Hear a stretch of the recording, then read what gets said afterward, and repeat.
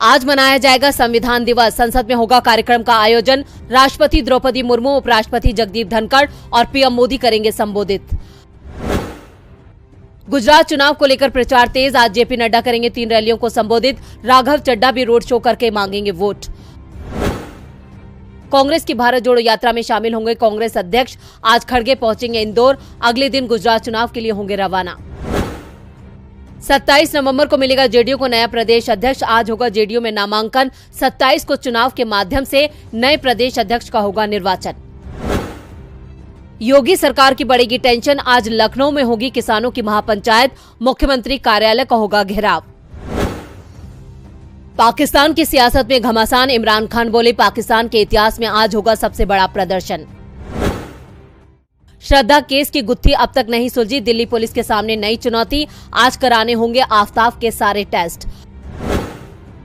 आज होगा PSLV 54 का प्रक्षेपण। निजी क्षेत्र की भागीदारी को और गति मिलेगी। 2 थाईबोल्ट अंतरिक्ष यान भी प्रक्षेपित किए जाएंगे। रेल यात्रियों को होगी परेशानी। आज रद्द होंगी 131 ट्रेनें। कई गाड़ियों का बदला गया रूट। आज बेहद खराब श्रेणी में पहुंच सकती है NCR की हवा। पराली के धुएं ने फिर बढ़ाई मुसीबत। लोगों को सांस लेने में हो रही है दिक्कत।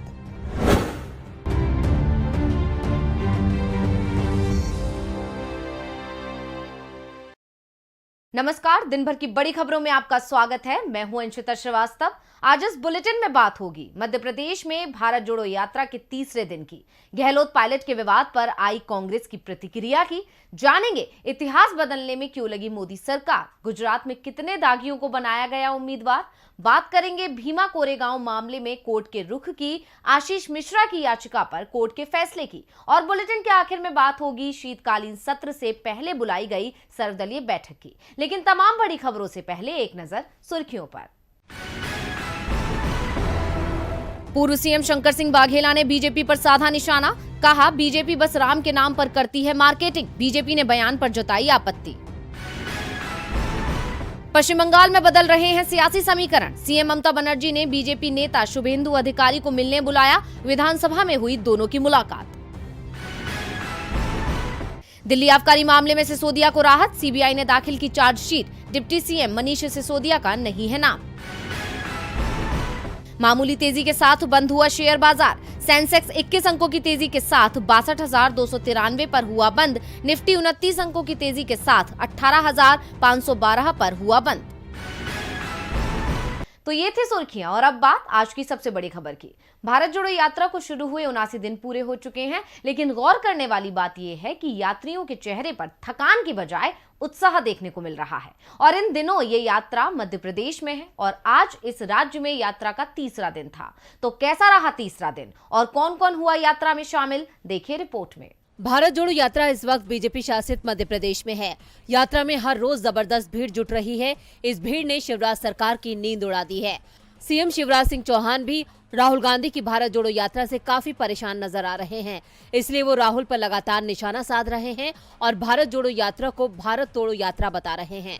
आज मध्य प्रदेश के खरगोन जिले से यात्रा आगे बढ़ी, तो इस बीच भारतीय जनता पार्टी के IT सेल के चीफ अमित मालवीय ने दावा किया कि मध्य प्रदेश के खरगोन में राहुल गांधी की भारत जोड़ो यात्रा में पाकिस्तान जिंदाबाद के नारे लगाए गए थे।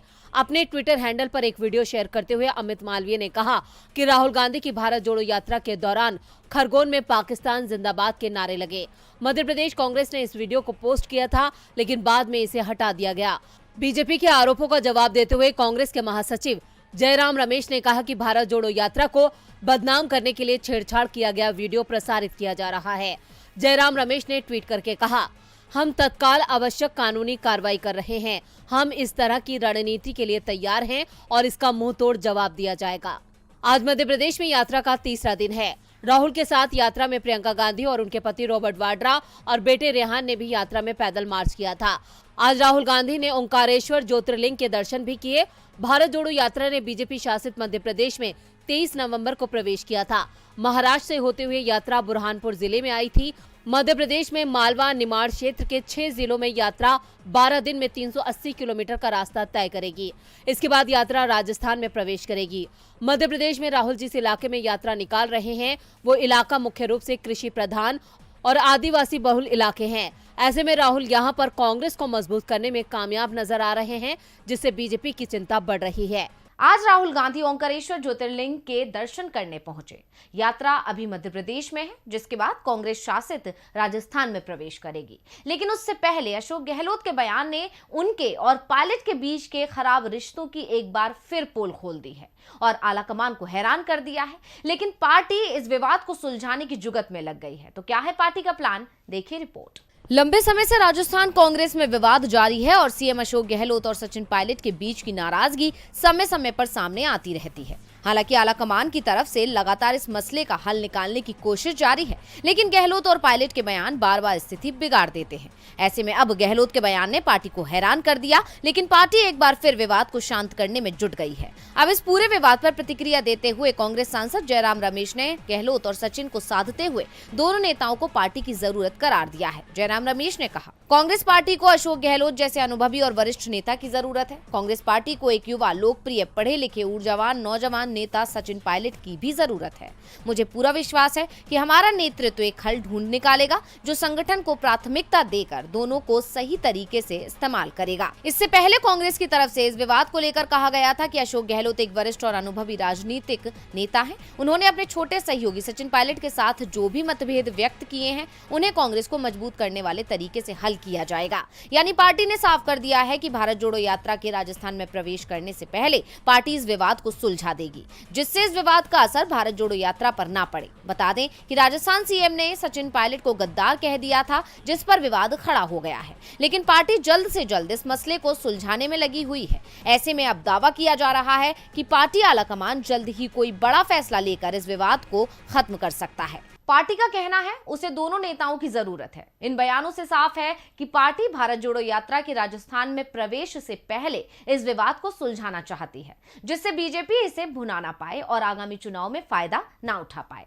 हालांकि राजस्थान में अगले साल के आखिर में चुनाव है, लेकिन अभी गुजरात में चुनाव है और बीजेपी और मोदी सरकार की नजर गुजरात चुनाव पर है। ऐसे में पार्टी की तरफ से अब एक नया राग अलापा जा रहा है। जब जब चुनाव की दस्तक होती है, तब तब बीजेपी नेता ऐसे बयान देते हैं जिससे चुनावी माहौल उनके पक्ष में हो जाए। ऐसा ही एक बयान पीएम मोदी और गृह मंत्री अमित शाह ने भी दिया। पीएम मोदी ने आज दिल्ली के विज्ञान भवन में असम के वीर सपूत लचित बरफुकन की 400वीं जयंती कार्यक्रम के समापन समारोह को संबोधित किया। इस दौरान उन्होंने सेनापति लचित के योगदान को याद किया और देश के इतिहास को लेकर अपनी बात रखी। पीएम की माने तो भारत के इतिहास को दबाया गया, हम इन गलतियों को सुधार रहे हैं। पीएम ने कहा, दुर्भाग्य से हमें आजादी के बाद भी वही इतिहास पढ़ाया जाता रहा जो गुलामी के कालखंड में साजिशन रचा गया था। आजादी के बाद जरूरत थी हमें गुलाम बनाने वाले विदेशियों के एजेंडे को बदला जाए, लेकिन ऐसा नहीं हुआ। ऐसे बलिदानियों को मुख्य धारा में न लाकर जो गलती पहले की गई उसे सुधारा जा रहा है और लचित बुरफुकन की जयंती को मनाने के लिए दिल्ली में किया गया ये आयोजन इसी का प्रतिबिंब है। वैसे देश के इतिहास को लेकर पीएम ने ये कोई पहली बार नहीं कहा है, वो पहले भी इस तरह के बयान देते रहे हैं। इधर गुजरात में चुनाव प्रचार में बिजी अमित शाह ने गुरुवार को बड़ा बयान दिया था। उन्होंने कहा कि देश का इतिहास तोड़ मरोड़ कर पेश किया गया है, अब उसमें सुधार कर उसे फिर से लिखने से कोई नहीं रोक सकता है। इतिहासकारों और छात्रों को भारत के विभिन्न हिस्सों में 150 साल से ज्यादा शासन करने वाले 30 साम्राज्यों और देश की स्वतंत्रता के लिए बलिदान देने वाली 300 से ज्यादा विभूतियों पर शोध कर सच्चा इतिहास लिखना चाहिए। आपको बता दें कि बीजेपी जब जब चुनाव में हार की कगार पर होती है, तब तब पीएम से लेकर बीजेपी नेता वर्तमान की बात न करके इतिहास के पन्नों को पलटने लगते हैं या फिर अपनी नाकामी को छिपाने के लिए नेहरू गांधी परिवार को जिम्मेदार बताना शुरू कर देते हैं। बीजेपी अपनी इसी रणनीति के दम पर चुनाव में जीत का परचम लहराने में माहिर है। अब गुजरात चुनाव में भी ऐसा ही हो रहा है। गुजरात चुनाव में फायदा उठाने के लिए पार्टी ने इतिहास को बदलने का मुद्दा उठा दिया है, जिससे जनता विकास के मुद्दों से भटक जाए और बीजेपी को फायदा मिल जाए। वैसे हर दल चुनाव में जीतने के सपने देखता है और ये दारोमदार उम्मीदवार के कंधों पर होता है, जिसकी वजह से पार्टी सिर्फ जिताऊ उम्मीदवार को बिना सोचे समझे टिकट थमा देती है। और ये खुलासा हुआ है गुजरात के पहले चरण के मतदान से पहले सामने आई एडीआर रिपोर्ट में। गुजरात में भारतीय जनता पार्टी पिछले 2.5 दशक से सत्ता में है। इस बार भी पार्टी ने जीत के लिए पूरी ताकत झोंक दी है। कांग्रेस और आम आदमी पार्टी भी पूरे दमखम के साथ चुनावी मैदान में है। गुजरात की 182 विधानसभा सीटों पर 1 और 5 दिसंबर को 2 चरणों में वोटिंग होगी।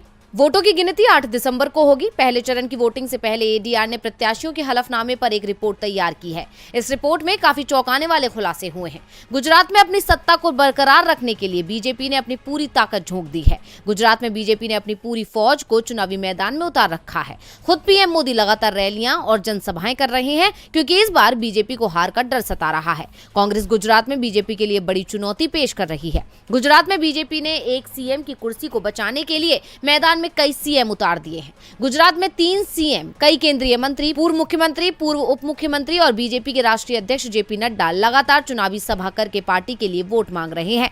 चुनाव से पहले एडीआर की एक रिपोर्ट सामने आई है जिसमें पहले चरण के लिए उम्मीदवारों के आपराधिक बैकग्राउंड की जानकारी दी गई है। एडीआर की रिपोर्ट के अनुसार गुजरात विधानसभा चुनाव 2022 में बीजेपी ने इस बार आपराधिक चेहरे वाले 14 उम्मीदवारों को टिकट देकर चुनावी मैदान में उतारा है। प्रतिशत के लिहाज से यह संख्या 16% है। आपको बता दें, गंभीर आपराधिक मामले वाले उम्मीदवारों में बीजेपी के जनक तलविया, कांग्रेस के वसंत पटेल, अमरदास देसानी भी हैं जो निर्दलीय मैदान में हैं। आपराधिक रिकॉर्ड वाले अन्य उम्मीदवारों में बीजेपी के पुरुषोत्तम सोलंकी, कांग्रेस के गनीबेन ठाकुर और जिग्नेश मेवानी, आप के गोपाल इटालिया और अल्पेश कठेरिया शामिल हैं। एडीआर की रिपोर्ट के मुताबिक आपराधिक मामलों वाले 167 उम्मीदवारों में से 100 पर हत्या या दुष्कर्म जैसे गंभीर आरोप हैं। कुछ उम्मीदवारों में 21% पर आपराधिक मामले हैं जबकि 13% पर गंभीर आरोप हैं। आम आदमी पार्टी के पहले चरण के लिए 89 सीटों में से 88 सीटों पर चुनाव लड़ रही है। आपके 30% उम्मीदवार किसी की जान लेने के मामले, दुष्कर्म, हमला, अपहरण जैसे गंभीर मामलों का सामना कर रहे हैं। आपके आपराधिक मामलों वाले उम्मीदवारों की संख्या 32 है। हैरान करने वाली बात यह है कि आप राज्य में स्वच्छ और भ्रष्टाचार मुक्त सरकार देने का वादा करते हुए प्रचार में जुटी है।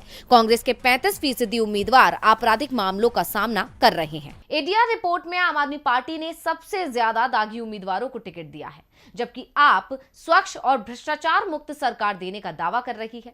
वैसे दावों का क्या है, वो तो कुछ भी किए जा सकते हैं। जैसे भीमा कोरेगांव मामले में एनआईए की तरफ से कई दावे किए गए थे, लेकिन आज सुप्रीम कोर्ट ने एनआईए की याचिका खारिज करते हुए कड़ी फटकार भी लगाई है। तो क्या बोला कोर्ट, आइए देखते हैं। आज सुप्रीम कोर्ट ने भीमा कोरेगांव मामले में एनआईए को झटका देते हुए उसकी याचिका को खारिज कर दिया है। सुप्रीम कोर्ट ने राष्ट्रीय जांच एजेंसी यानी एनआईए की याचिका खारिज कर दी। इसमें दलित अधिकारों के कार्यकर्ता और स्कॉलर आनंद तेलतुंबडे को दी गई जमानत रद्द करने की मांग की गई थी। भीमा कोरेगांव मामले में आरोपी तेलतुंबडे को यूएपीए के तहत गिरफ्तार किया गया था। आनंद तेलतुंबडे के खिलाफ दायर चार्जशीट में आरोप लगाया गया कि उन्होंने प्रतिबंधित सीपीआई माओवादी की विचारधारा को आगे बढ़ाने और सरकार को उखाड़ फेंकने की साजिश रची है। चीफ जस्टिस डीवाई चंद्रचूड़ और जस्टिस हिमा कोहली की बेंच ने कहा कि वो बॉम्बे हाईकोर्ट के आदेश में दखल नहीं देगी। 18 नवंबर को हाईकोर्ट ने तेलतुंबडे की जमानत को मंजूरी दी थी। कोर्ट ने कहा था कि सिर्फ तेलतुंबडे का संपर्क कथित आतंकी समूह के साथ सामने आया है। इसके लिए अधिकतम सजा 10 साल की कैद है। हालांकि हाईकोर्ट ने अपनी जमानत के फैसले पर 1 हफ्ते की रोक लगा दी थी कि जांच एजेंसी एनआईए सुप्रीम कोर्ट में अपनी याचिका रख सके।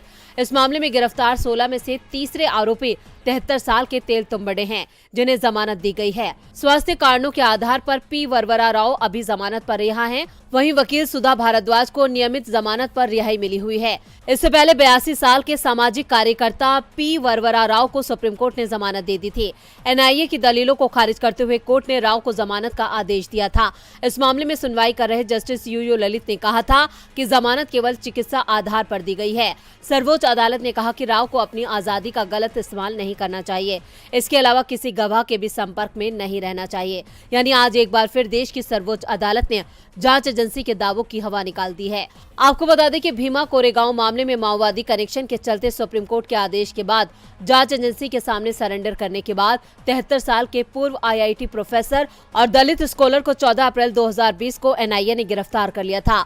हाईकोर्ट ने तेलतुंबडे को जमानत देते हुए कहा है कि तेलतुंबडे के खिलाफ आतंकवादी गतिविधियों में शामिल होने का कोई सबूत नहीं है। चीफ जस्टिस डीवाई चंद्रचूड़ और जस्टिस हिमा कोहली की बेंच ने कहा कि वो बॉम्बे हाईकोर्ट के आदेश में दखल नहीं देगी। सुप्रीम कोर्ट से जहां आज एनआईए को झटका लगा, तो वहीं सुप्रीम कोर्ट ने लखीमपुर खीरी विवाद में आरोपी आशीष मिश्रा मोनू की उम्मीदों पर भी पानी फेर दिया।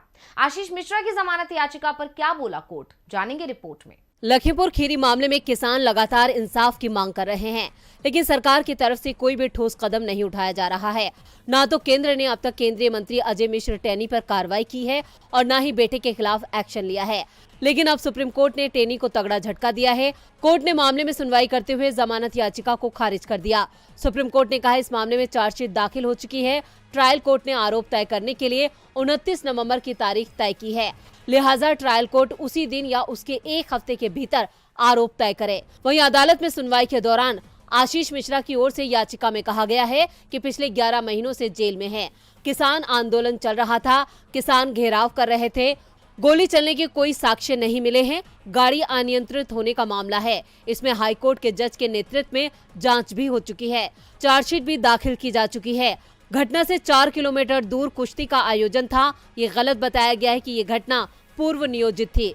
जिसने केविएट दाखिल किया उसका केस से कोई लेना देना नहीं है। आपको बता दें हाईकोर्ट पहले जमानत दे चुका था, लेकिन पीड़ित परिवारों ने जमानत का विरोध किया था। पीड़ितों की ओर से वरिष्ठ वकील दुष्यंत दवे ने कहा था कि ऐसे संकेत हैं जो बताते हैं कि अपराध पूर्व नियोजित था। इस घटना में 5 लोगों की जान गई थी। इस विरोध के बाद सुप्रीम कोर्ट ने जमानत को रद्द कर दिया था। साथ ही 26 सितंबर को उत्तर प्रदेश की राज्य सरकार को नोटिस जारी किया था, लेकिन अब तक जवाब दाखिल नहीं किया गया है। जिसके बाद सवाल उठता है कि आशीष मिश्रा को बचा रही है यूपी सरकार। और बुलेटिन के आखिर में बात होगी शीतकालीन सत्र से पहले बुलाई गई सर्वदलीय बैठक की। संसद का शीतकालीन सत्र दिसंबर में शुरू होने वाला है, जिसके लिए सत्ता पक्ष और विपक्ष दोनों की तरफ से तैयारियों ने जोर पकड़ लिया है। विपक्ष जहां सरकार को घेरने के लिए मुद्दों की लिस्ट तैयार कर रहा है, तो वहीं सरकार भी अपनी तैयारियों में जुटी है। और अब इसी बीच सर्वदलीय बैठक की तारीख सामने आ गई है, तो कब बुलाई जा रही है बैठक, देखिए रिपोर्ट। संसद का शीतकालीन सत्र 7 दिसंबर 2022 से शुरू होगा और 29 दिसंबर तक चलेगा, जिसमें 23 दिनों में 17 बैठकें होंगी। अब सत्र के लिए सरकार और विपक्ष की तरफ से अपने अपने मुद्दों की लिस्ट तैयार की जा रही है। विपक्ष संसद में सरकार को घेरने की तैयारी में है, तो सरकार नए विधेयकों को पास करवाने की कोशिश करेगी, लेकिन उससे पहले सर्वदलीय बैठक बुलाई गई है। मिली जानकारी के मुताबिक संसदीय कार्य मंत्री प्रहलाद जोशी ने महत्वपूर्ण विधायी कार्य पर चर्चा करने के लिए शीतकालीन सत्र शुरू होने से एक दिन पहले यानी 6 दिसंबर को सर्वदलीय बैठक बुलाई है। इस दौरान वो संसद के शीतकालीन सत्र में उठाए जाने वाले संभावित मुद्दों पर भी चर्चा करेंगे। जोशी ने एक पत्र में कहा कि विधायी कार्य और संसद के आगामी शीतकालीन सत्र में संभावित महत्वपूर्ण मुद्दों पर चर्चा करने के लिए लोकसभा राज्यसभा में राजनीतिक दलों के सदन के नेताओं की बैठक के लिए आपको आमंत्रित करते हुए मुझे खुशी हो रही है। इसके साथ ही प्रहलाद जोशी ने दोनों सदनों के सुचारू कामकाज को सुनिश्चित करने में भी सहयोग की मांग करते हुए लिखा कि मैं दोनों सदनों के सुचारू कामकाज को सुनिश्चित करने के लिए आपका सहयोग भी चाहता हूं। बैठक मंगलवार 6 दिसंबर 2022 को संसद पुस्तकालय भवन, संसद भवन में सुबह 11 बजे आयोजित की जाएगी। बता दें कि संसद का सत्र शुरू होने से पहले सर्वदलीय बैठक बुलाना प्रोटोकॉल है, जहां विपक्ष के सामने उन विधेयकों को रखा जाता है जिन्हें सरकार सदन में पेश करने वाली है। उसी के तहत अब 6 दिसंबर को ये बैठक बुलाई गई है, जिसके बाद 7 दिसंबर को संसद का शीतकालीन सत्र शुरू हो जाएगा। ऐसे में देखना होगा कि इस बार का सत्र कैसा रहता है। सरकार विपक्ष के मुद्दों को सुनकर उनके जवाब देगी या फिर हर बार की तरह इस बार भी विपक्ष की आवाज को दबाने की कोशिश की जाएगी। तो आज इस बुलेटिन में बस इतना ही। देखते रहिए डीवी लाइव। नमस्कार।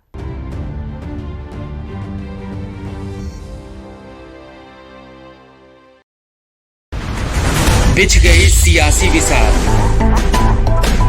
खेला जा रहा है सियासी खेल, जारी है वार पलटवार। शह और मात के खेल में बनाई जा रही है रणनीति। कौन पड़ेगा किस पर भारी, ये कभी भी सिर्फ hastachep.com पर अमलेंदु उपाध्याय के साथ